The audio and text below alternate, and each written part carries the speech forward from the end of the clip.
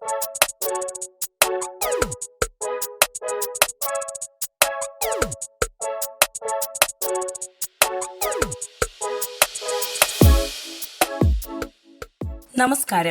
ഇന്ത്യയുടെ പ്രതിരോധ ചരിത്രത്തിലേക്ക് ഒരു പുതിയ അധ്യായം കൂടി കൂട്ടിച്ചേർക്കപ്പെടാൻ പോവുകയാണ്. രാജ്യം തദ്ദേശീയമായി വികസിപ്പിച്ച അടുത്ത തലമുറ ആളില്ലാ യുദ്ധവിമാനമായ ആർച്ചർ NG-യുടെ പരീക്ഷണ പറക്കൽ വിജയകരമായി പൂർത്തിയാക്കപ്പെട്ടിരിക്കുകയാണ്.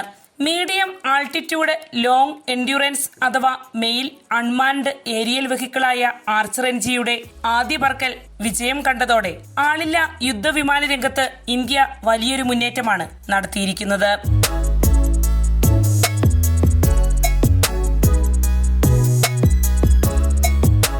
ഇന്ത്യയുടെ പ്രതിരോധ ഗവേഷണ സംഘടനയായ defence research and development organisation അഥവാ DRDOയ്ക്ക് കീഴിൽ പ്രവർത്തിക്കുന്ന എയ്റോനോട്ടിക്കൽ ഡെവലപ്മെന്റ് എസ്റ്റാബ്ലിഷ്മെന്റ് അഥവാ ADE ആണ് ഈ നൂതന ആളില്ലാ യുദ്ധവാഹനം വികസിപ്പിച്ചെടുത്തത്. കർണാടകയിലെ ചിത്രദുർഗയിലുള്ള എയ്റോനോട്ടിക്കൽ ടെസ്റ്റ് റേഞ്ചിൽ നിന്നാണ് ആർച്ചർ NG-യുടെ പരീക്ഷണ പറക്കൽ നടത്തിയത്.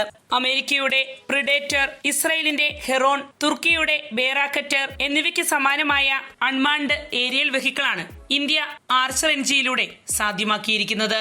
ഏകദേശം 1800 കിലോഗ്രാം ഭാരമുള്ള ആർച്ചർ NG-ക്ക് 30,000 അടി വരെ ഉയരത്തിൽ പറക്കാനാകും.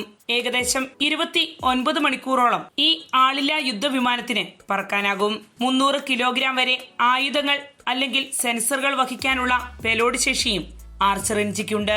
ഈ ആളില്ലാ യുദ്ധവിമാനത്തിന്റെ ചിറകുകൾക്ക് കീഴിൽ 6 ഹാർഡ് പോയിന്റുകൾ സജ്ജീകരിച്ചിട്ടുണ്ട്. ഈ ഹാർഡ് പോയിന്റുകളിൽ മിസൈലുകൾ, ഗൈഡഡ് ബോംബുകൾ മുതലായവ ഘടിപ്പിക്കാനാകും. ശത്രുക്കളുടെ ടാങ്കുകൾക്കും ഭൂനിരീക്ഷണ ലക്ഷ്യങ്ങൾക്കും എതിരായ സ്മാർട്ട് ബോംബുകളും ആന്റി ടാങ്ക് മിസൈലുകളും ഇതിൽ ഘടിപ്പിക്കാനാകും. ഇലക്ട്രോ ഒപ്റ്റിക്കൽ, ഇൻഫ്രാറെഡ് ക്യാമറകൾ, synthetic aperture radar, satellite communication ലിങ്കുകൾ എന്നിവയിലൂടെ ബിയോണ്ട് ലൈൻ ഓഫ് സൈറ്റ് രീതിയിൽ ഈ കോമ്പാറ്റ് ഡ്രോണിനെ നിയന്ത്രിക്കാനാകും. DRDOയുടെ ഗ്യാസ് ടർബൈൻ റിസർച്ച് എസ്റ്റാബ്ലിഷ്മെന്റ് വികസിപ്പിച്ച 177 ഹോഴ്സ് പവർ ശേഷിയുള്ള തദ്ദേശീയ ടർബോ ചാർജഡ് എഞ്ചിനാണ് ഈ ആളില്ലാ യുദ്ധവിമാനത്തിന് കരുത്തു പകരുന്നത്. ഈ ആളില്ലാ യുദ്ധവിമാനത്തിനായി സ്വന്തമായി എഞ്ചിൻ വികസിപ്പിക്കാൻ ഇന്ത്യക്ക് കഴിയുമെന്നതിനാൽ തന്നെ ഇതിന്റെ വികസന ഘട്ടത്തിൽ വിദേശ ആശ്രിതത്വം പൂർണ്ണമായും ഒഴിവാക്കാനായി.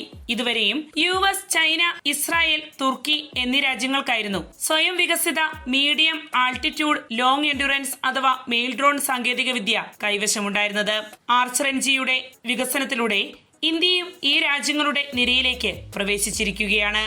ഇത് രാജ്യത്തിന്റെ ആത്മനിർഭർ ഭാരത് ലക്ഷ്യത്തിലേക്കുള്ള മറ്റൊരു ഉറച്ച ചുവടായാണ് വിലയിരുത്തപ്പെടുന്നത്. ഇന്ത്യൻ സേനയ്ക്ക് കര അതിർത്തികളിൽ എന്ന പോലെ തന്നെ സമുദ്ര അതിർത്തികളിലും നിരീക്ഷണങ്ങൾ നടത്താനും അതുപോലെ തന്നെ ദീർഘദൂര ഓപ്പറേഷനുകൾക്കായും ആർച്ചർ NG വിനിയോഗപ്പെടുത്താനാകും. ഈ ആളില്ലാ യുദ്ധവിമാനം ദീർഘദൂര ദൗത്യങ്ങൾക്കായി അയക്കേണ്ടി വന്നാൽ ഇതിൽ നിന്നുമുള്ള ആശയവിനിമയം ഉപഗ്രഹങ്ങളിലൂടെ തുടരാൻ കഴിയും. ഏത് കാലാവസ്ഥയിലും നിരന്തര നിരീക്ഷണം നടത്താൻ ആർച്ചർ NG-ക്ക് കഴിയുമെന്നത് മറ്റൊരു സവിശേഷതയാണ്. ഏകദേശം 45 മിനിറ്റോളം നീണ്ട പരീക്ഷണ പറക്കലിൽ ആർച്ചർ NG വിവിധ തരത്തിലുള്ള പറക്കൽ പരീക്ഷണങ്ങൾക്ക് വിധേയമായി. റൺവേയിൽ നിന്നുള്ള ടേക്ക് ഓഫ്, നിശ്ചിത ഉയരപ്പറക്കൽ, സ്ഥിരമായ പറക്കൽ, സ്വയം നിയന്ത്രിത സേഫ് ലാൻഡിംഗ് എന്നിവയൊക്കെ അടിസ്ഥാനമാക്കി നടത്തിയ പരീക്ഷണങ്ങൾ ഈ ആളില്ലാ യുദ്ധവിമാനം വിജയകരമായി പൂർത്തീകരിച്ചു. ഈ ആളില്ലാ വ്യോമ സംവിധാനത്തിൽ സജ്ജീകരിച്ചിരിക്കുന്ന സെൻസറുകൾ, എഞ്ചിൻ, ഫ്ലൈറ്റ് കൺട്രോൾ സിസ്റ്റങ്ങൾ എന്നിവയുടെ പ്രകടനം പ്രതീക്ഷിച്ചതിലും മെച്ചമായിരുന്നു. പരീക്ഷണഘട്ടത്തിൽ ഓരോ സെക്കൻഡിലും പ്രവർത്തിച്ച ടെലിമെട്രി ഡാറ്റകൾ ഇന്ത്യൻ എഞ്ചിനീയറിംഗിന്റെ കൃത്യതയും ആത്മവിശ്വാസവും തെളിയിക്കാൻ പോകുന്നതാണ്. ആർച്ചർ NG-യുടെ പരീക്ഷണ പറക്കലിനെ കുറിച്ച് പ്രതിരോധ വൃത്തങ്ങൾ റിപ്പോർട്ട് ചെയ്യുന്നു.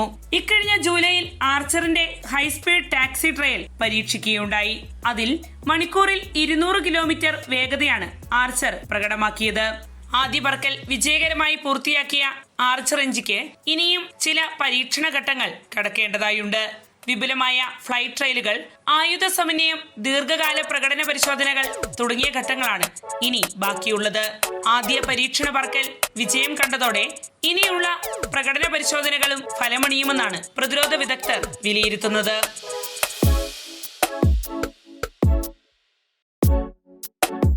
വാർത്തയുടെ നിറം തേടി തനി നിറം.